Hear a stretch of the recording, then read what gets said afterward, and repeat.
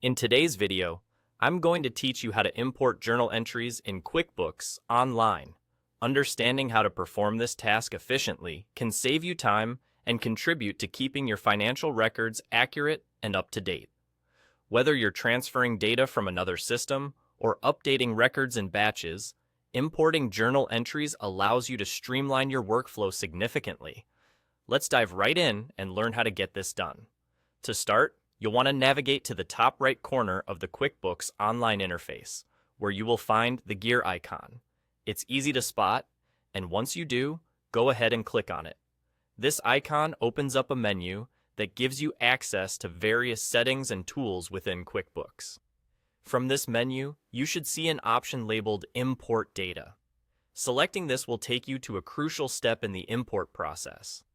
Once you're in the Import Data section, the next thing you want to focus on is choosing the record type you wish to import. You'll be presented with a drop-down menu, allowing you to select from different options. Here, what you're looking for is journal entries. Go ahead and select that option.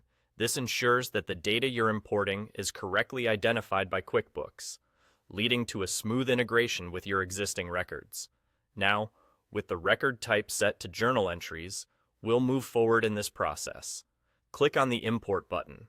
This is where you have a bit of flexibility with how you'd like to bring your data into QuickBooks. You can either choose to upload a file directly from your computer or sync it from a spreadsheet. If you're uploading a file, make sure it's in a compatible format, such as CSV, for QuickBooks to accurately process the data. If you're syncing from a spreadsheet, ensure that your spreadsheet is well organized and that your entries are correct, as this will directly affect how the data is imported.